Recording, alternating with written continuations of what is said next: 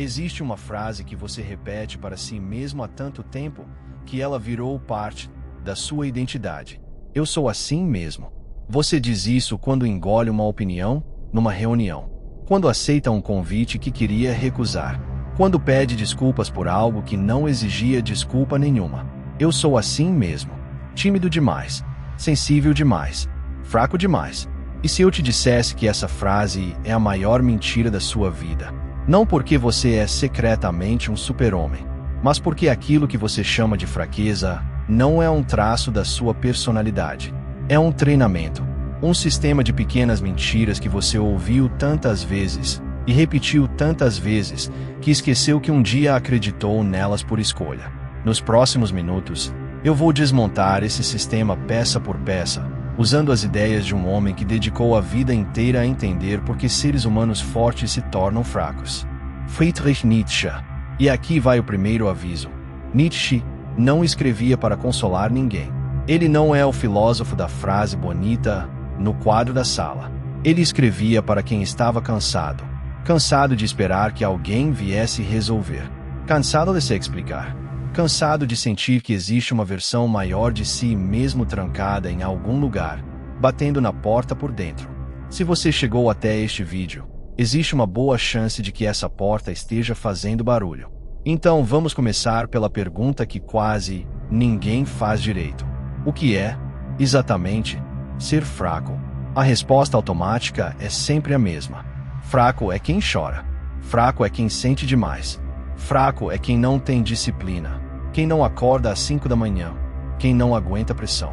Nietzsche discordaria de tudo isso. Para ele, a fraqueza não tem nada a ver com lágrimas ou sensibilidade. Chorar não é fraqueza. Sentir não é fraqueza. A fraqueza verdadeira é outra coisa, muito mais silenciosa e muito mais aceita socialmente. Fraqueza é precisar de permissão para existir. É terceirizar o seu valor para pessoas que mal entendem a si mesmas. É escolher uma paz falsa em vez de uma verdade desconfortável. É mentir sobre o que você quer para evitar julgamento. É chamar o seu medo de humildade. É chamar a sua preguiça de autocuidado. É chamar a sua insegurança de empatia. Repare no padrão. Em todos esses casos, existe um momento em que você sabe o que é verdadeiro, sabe o que quer, sabe o que deveria fazer e escolhe se trair. Essa é a definição que muda tudo. A fraqueza não é a ausência de força, é a presença de autotraição. E agora, vem a parte incômoda. Se a fraqueza é autotraição, então ela não é um destino, é um hábito. E hábitos foram ensinados. Alguém te ensinou a se trair.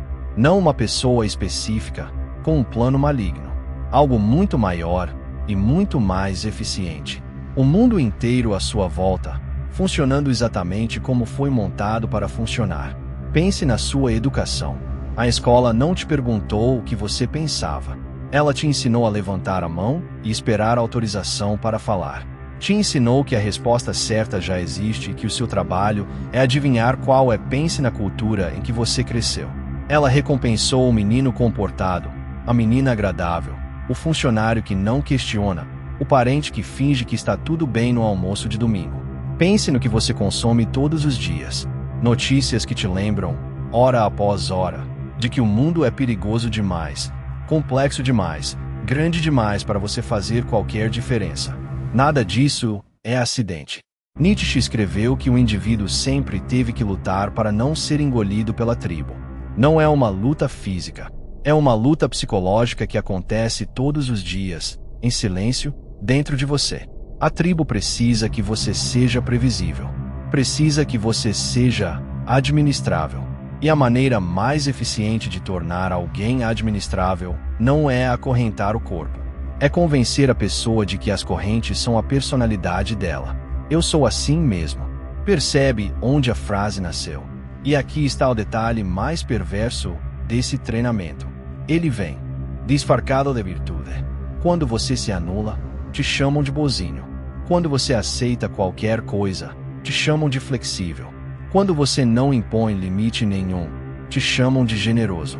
As pessoas aplaudem a sua pequenez com palavras que parecem elogios. E muitas delas, talvez sem nem perceber, se beneficiam da sua fraqueza. O seu silêncio deixa a reunião mais confortável. A sua disponibilidade infinita facilita a vida de todo mundo. A sua incapacidade de dizer não é extremamente conveniente para quem está do outro lado. Então elas recompensam, elogiam a sua paciência, celebram o seu jeitinho pacífico. Não porque isso é bom para você, mas porque te mantém pequeno, dócil e, acima de tudo, útil. Nietzsche chamava isso de moral de rebanho. Um sistema de valores inteiro construído para transformar a docilidade em virtude e a força em ameaça. E o rebanho não odeia a força por maldade, odeia por medo. Porque cada pessoa que desperta é um espelho apontado para quem continua dormindo. Se você já sentiu um incômodo estranho vindo das pessoas quando começou a mudar, quando começou a treinar, a estudar, a dizer não, a se posicionar, você sabe exatamente do que eu estou falando. Aquele comentário atravessado, aquela piada que não era bem piada, aquele lá vem você de novo. O rebanho puxa de volta quem tenta sair. Então este é o mapa do problema. Você não nasceu fraco. Você foi treinado para confundir fraqueza com bondade, submissão com paz, autotraição com maturidade. E nos próximos minutos nós vamos fazer o caminho inverso desse treinamento. Vamos encontrar os lugares exatos onde a fraqueza mora dentro da sua rotina, da sua fala, do seu corpo. E vamos arrancar cada um deles pela raiz. Mas antes, você precisa responder a uma pergunta, a mais perigosa que Nietzsche poderia te fazer. Quem é você quando ninguém precisa gostar de você? Quem é você quando ninguém precisa gostar de você? Fica com essa pergunta por um instante, sem pressa. Imagine que, a partir de amanhã, ninguém mais espera que você seja simpático. Ninguém precisa que você seja humilde, paciente, agradável, disponível. Nenhuma opinião sua será punida. Nenhum limite seu será julgado. O que sobra? O que você diria que hoje não diz? O que você exigiria que hoje não exige? De quais conversas, lugares e pessoas você iria embora sem olhar para trás?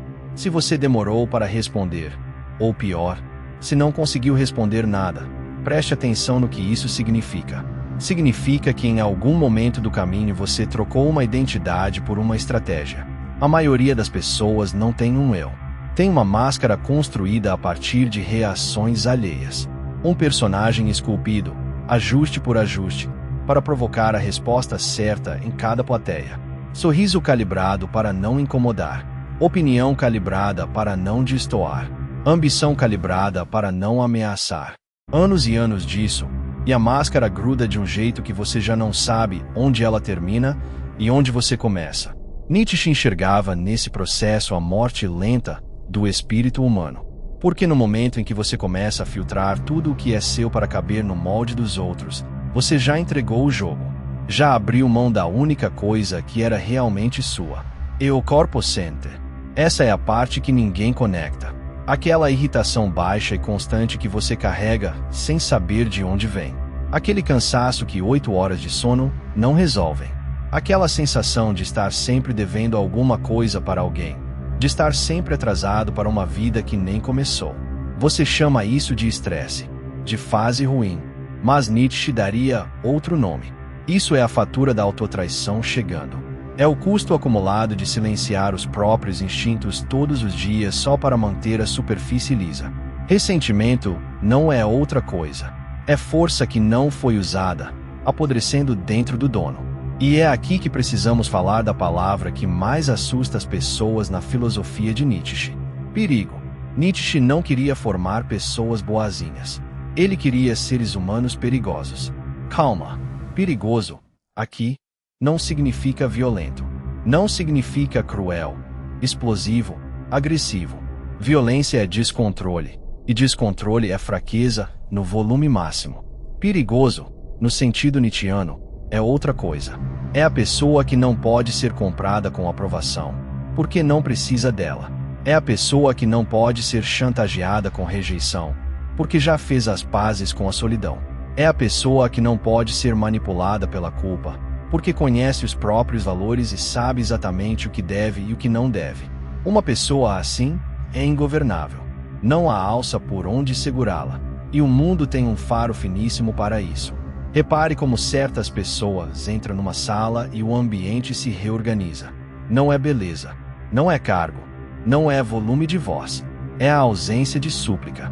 Elas não estão pedindo nada, não estão implorando aceitação com o olhar, não estão performando simpatia, não estão se desculpando por ocupar espaço. A presença delas tem peso porque não tem fome. E agora o contraste doloroso. Repare em como você entra nos lugares.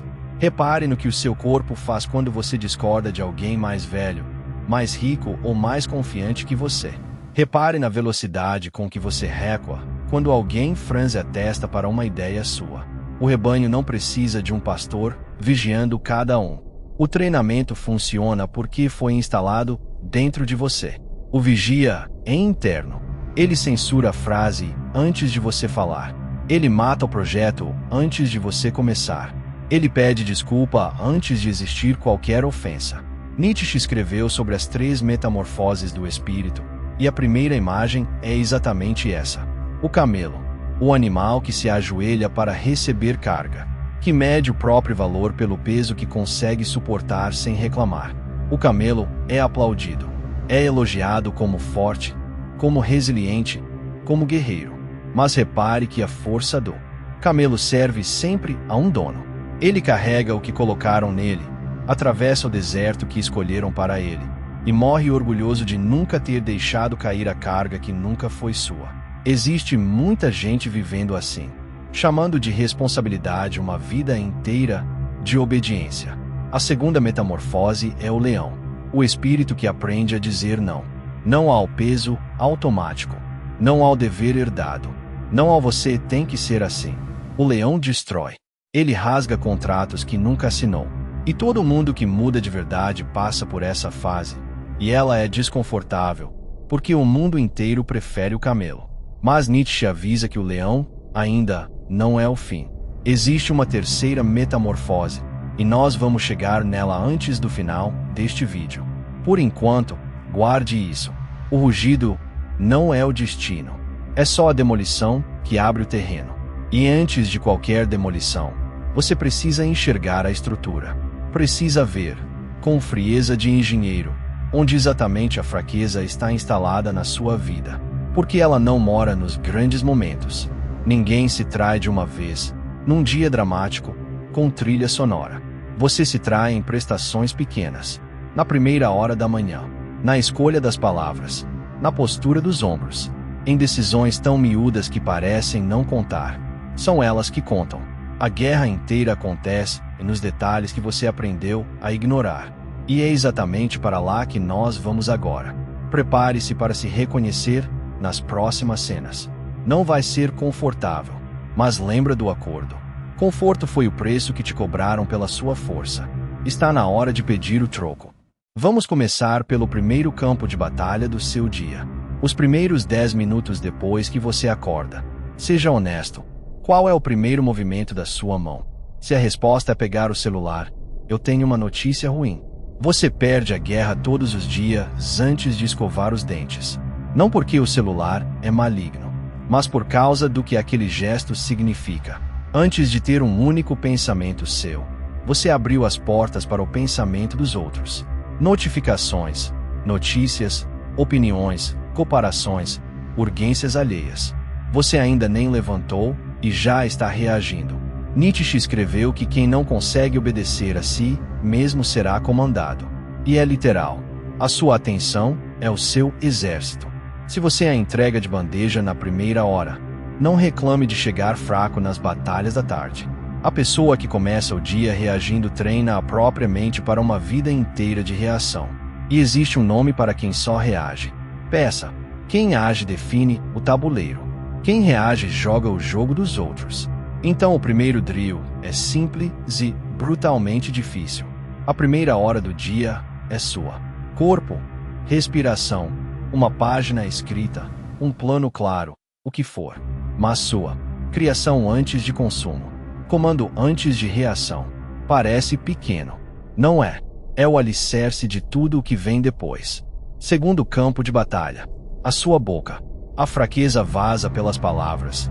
E a maioria das pessoas está vazando poder o dia inteiro, sem perceber. Preste atenção em quantas vezes você diz não sei. Quando você sabe. Acho que. Quando você tem certeza. Desculpa incomodar. Quando não há incômodo nenhum. Pode ser besteira minha. Antes de dar uma opinião que você pensou por horas. Cada uma dessas fórmulas parece educação. Nenhuma delas é. São pedidos de desculpa pela própria existência. São avisos ao mundo de que você mesmo não se leva a sério. E o mundo escuta. É por isso que falam por cima de você. É por isso que a sua ideia ignorada na reunião vira a grande sacada quando outra pessoa a repete com firmeza 10 minutos depois. Não é injustiça cósmica. É física social. As pessoas não pesam o conteúdo da sua fala. Pesam a convicção de quem fala. Nietzsche não sussurrava. Ele escrevia como quem martela. E o que ele esperava de quem o lê não é gritaria. É clareza. Clareza é força. Diga o que você pensa em frases que terminam com um ponto final. Sem amortecedor. Sem interrogação implorando concordância no final. E depois que disser, faça a coisa mais difícil de todas. Fique em silêncio. Não corra para preencher o vazio. Não dilua a frase com 10 justificativas. O silêncio depois de uma opinião firme cria tensão. Deixe criar. É nessa tensão que nasce o respeito. Terceiro campo de batalha. O seu corpo. Antes de qualquer palavra, é ele que fala. Ombros curvados, peito fechado, olhar no chão. Respiração curta e alta no peito. Isso é postura de presa. E postura de presa atrai predador. Em qualquer selva, inclusive na de vidro e concreto. Não é misticismo, é biologia. Nós lemos hierarquia com o corpo há milhões de anos. A boa notícia é que a leitura funciona nos dois sentidos. O corpo não é só um outdoor do seu estado interno. É uma alavanca dele. Endireite a coluna agora, enquanto me ouve. Abra o peito. Desça os ombros. Respire fundo até a barriga, devagar. Sentiu a diferença. Ande como quem sabe para onde vai. Sente como quem não está pedindo licença para ocupar a cadeira. Olhe nos olhos das pessoas com a calma de quem não deve nada. Isso não é arrogância. Arrogância é barulho de quem precisa provar. Isso é presença. Presença é o silêncio de quem não precisa. Quarto campo de batalha, e este é o mais mal compreendido de todos. As suas emoções. Em algum momento te venderam a ideia de que ser forte é não sentir. Frieza, indiferença, coração de pedra. Isso não é força. Isso é anestesia. E anestesia é só outra forma de fuga. Nietzsche jamais pregou a morte das emoções. Ele pregou o comando delas. A diferença entre o fraco e o forte não é a intensidade do que sentem. É o que acontece no segundo seguinte. O fraco é a emoção. O forte tem a emoção. Quando alguém te desrespeita, a raiva vai subir. Ela deve subir. A questão é quem decide o próximo movimento, ela ou você. O fraco explode, grita, rebate na hora, posta indireta, manda mensagem que não devia. E ao explodir, entrega ao provocador exatamente o que ele veio buscar. Controle. Quem te tira do eixo, te governa. O forte sente a mesma raiva e a segura na mão como quem segura uma ferramenta. Respira. Oh, espera.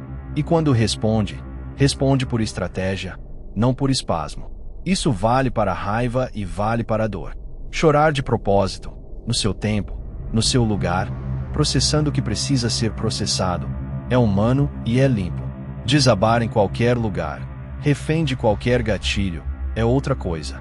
Disciplina emocional não é gelo, é precisão. E agora junte os 4 campos. Amanhã entregue, a fala diluída, o corpo encolhido, a emoção no comando. Percebeu o que eles têm em comum. Nenhum deles é um grande drama. São micro-rendições, pequenas demais para doer, frequentes demais para não somar. A fraqueza não é um muro na sua frente. É uma poeira fina que assentou sobre tudo o que você faz. E poeira, se ninguém limpa, vira crosta. Mas existe uma camada ainda mais profunda. Debaixo dos hábitos, debaixo das palavras, existe uma história que você conta sobre si mesmo. Uma história que parece inofensiva, que talvez até gere simpatia. e que está te mantendo acorrentado com mais eficiência do que qualquer inimigo externo conseguiria. É sobre ela que precisamos falar agora. Porque se você não reescrever essa história, tudo o que eu disse até aqui vira só mais um vídeo motivacional. E você não chegou até aqui para isso. A história é essa. Em algum lugar da sua memória existe um arquivo com todas as coisas que te machucaram. As trachos, as hemorrhacos, as ausências, as injusticas. E em algum momento, sem perceber, você fez uma escolha. Transformou esse arquivo em identidade. Eu sou assim por causa do que me fizeram. Nietzsche enxergou nesse movimento a forma mais moderna de escravidão. Não a corrente no tornozelo, mas a biografia como cela. O ressentimento como estilo de vida. Ele não negava a dor. Nenhuma filosofia séria nega a dor. O que ele negava, com todas as forças, era a passividade diante dela. Porque existe um ganho escondido em ser vítima, e quase ninguém tem coragem de admitir. A vítima recebe simpatia. A vítima não é cobrada. A vítima tem sempre um álibi pronto para a vida que não construiu. E esse ganho é um veneno de sabor doce. Cada vez que você reconta a sua tragédia para justificar a sua estagnação, você aperta o próprio cadeado.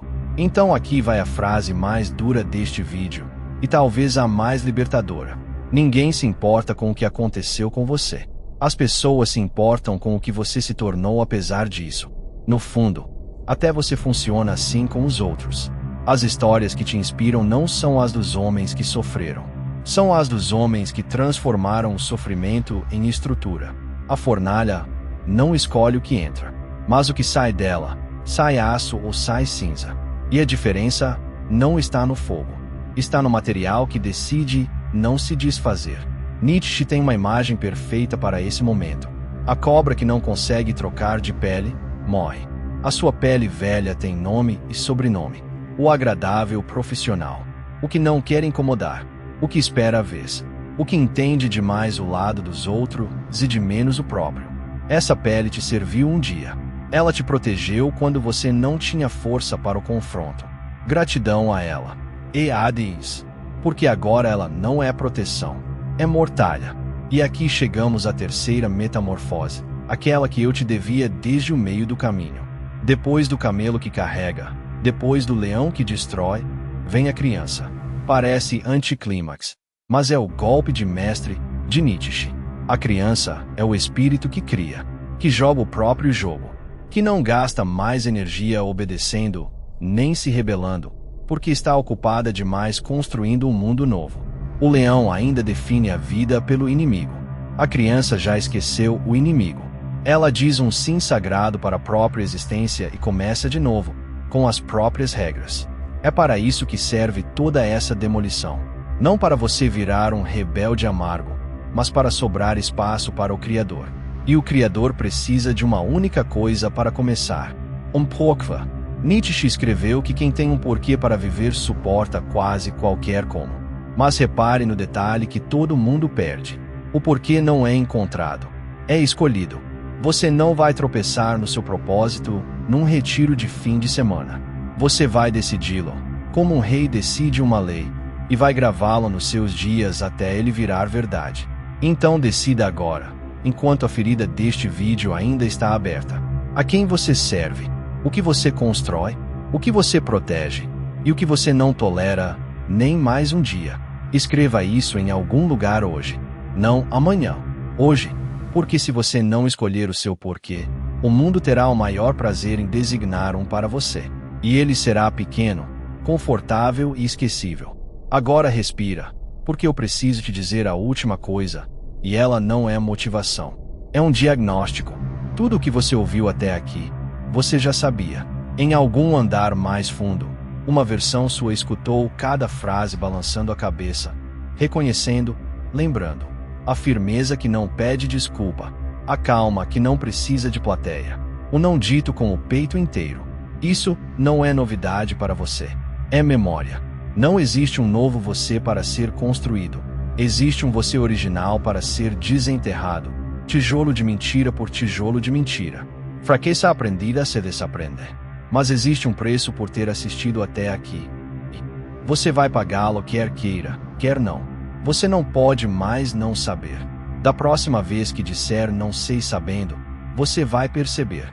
Da próxima vez que pedir desculpa por existir, que engolir a frase, que encolher o ombro, que recontar a velha tragédia para justificar a velha estagnação, alguma coisa dentro de você vai apontar e dizer: olha ela aí, autotraição. E nesse momento você terá só duas opções: evoluir ou mentir. Não existe terceira. Escolha ser o tipo de ser humano que Nietzsche respeitaria. Não o mais barulhento, não o mais rico, não o mais aplaudido. O mais real. Aquele que se olha no espelho e não encontra hesitação. Encontra presença. Esse é o seu novo padrão. Guarde-o como quem guarda a própria vida. Porque é exatamente disso que se trata. Se alguma coisa quebrou aí dentro durante este vídeo, se em algum momento você sentiu que eu estava falando de você, desce até os comentários e escreve uma única palavra: Incobrable. Sem explicação, sem contexto.